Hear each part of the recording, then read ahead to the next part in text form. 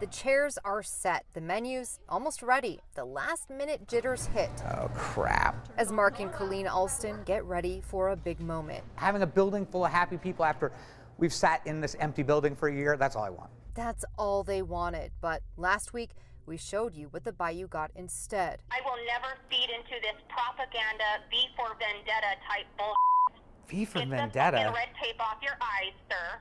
Red tape? What is red tape? It's not a thing.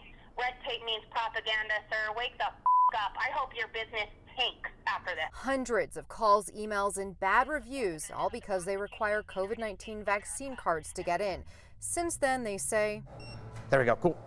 Support has poured in from across the country. We've got handwritten cards. We've had just so many people call and tell us that they haven't been out all year and they finally feel like they can come someplace safe. People who've said that they have family members that have cancer and they can, I'm already getting, and can come in. So it's good. With that in mind, the Alstons open the doors to find... How the hell are you? I'm back, so hug me, baby. I will hug you. We're all vaccinated. Look at this. You're all... maskless hugs waiting outside. Everyone pulled out their vaccine cards, no problem. You are so good. We have pictures of our That's perfect. Come on in. Can we come Yeah, down? absolutely. Yep. Team Pfizer. Sweet. I didn't know Smiths was doing Pfizer. People soon filled the dining room and bar. I'm going to go with a cup of your gumbo with crawfish. Almost reminding some customers of back when Utah bars had to charge membership fees to get in. It's back to the same way, you know, it's a different form of membership. If you don't want to pay a membership fee, then, you know, you're not allowed to eat here. There you are, my friend. Thank you, sir. You're very welcome. I am extremely happy that I'm able to come here and feel safe and have a nice cold beer from tap. Cheers. Despite the backlash the past week, tonight was simply back to normal at the Bayou. It's been the most emotionally exhausting week of my life, probably, but it's good. Yeah, it's really good. A building full of happy people, which is all the Alstons wanted. The final day of a strange season at Alta. We started the year skiing in a pandemic. We didn't know what that meant. And really, the year has blown past every expectation. And on the last day of the season, someone you'll always see is Mike Wisland. So I did it every weekend for years. And then, pick up an age a little bit. And as the Lift Lions close down, he suits up. I'm a little rusty, to tell you the truth. Wisland is a special skier because pandemic or not, he's the one to close Alta down. I will not let that ski lift go up without me. And he's been doing it. 30 years of being the last. So as Mike takes off, here we go. And comments to himself. It is a blizzardy, blustery day. Going up the mountain. When I get up to the top here, the snow will be going sideways, and so will I. Others at Alta say goodbye to the season in their own way. Kind of like the Halloween of ski season.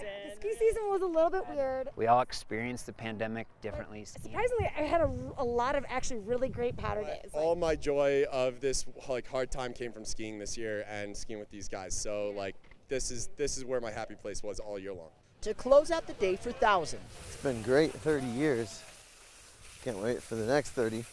Mike Wisland is the last one left. Well, I invite everybody to come join me on my 60th run in 2050.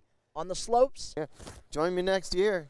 And in the parking lot, already thinking of next year. I think next season is going to be a real big one. Get your tickets early.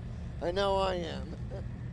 We hike to see the view, but right now, on some Utah mountains, the best view comes from inside a Ziploc bag. I've just always been interested in the message in a bottle. A message of love on some of the places Brandon Lingwall loves most. I did it to live vicariously through other people, just because hiking was pretty much my life. In 1999, Brandon was diagnosed with multiple sclerosis, or MS. I've never been able to teach my son to ride a bike or throw a football or catch a ball or kick a ball or run or... Last year, he went on hospice care. If you had asked me a year and a half ago, I would have thought I'm just going to wither and die right here. And Then she came along.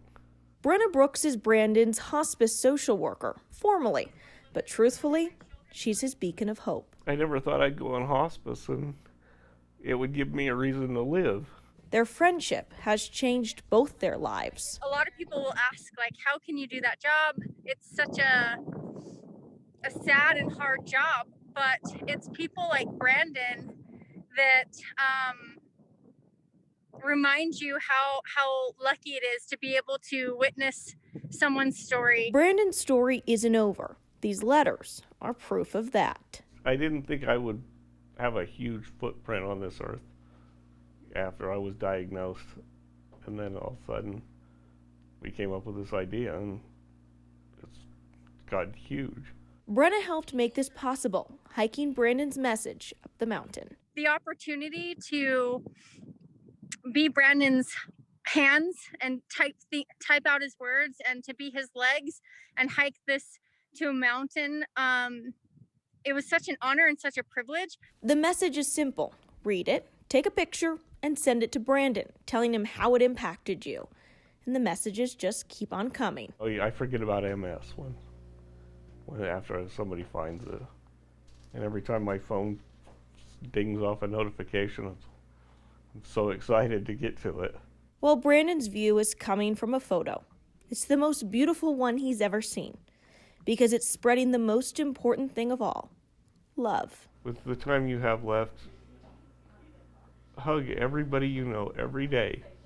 Somewhere on a mountain. Sydney Glenn, Fox 13 News, Utah.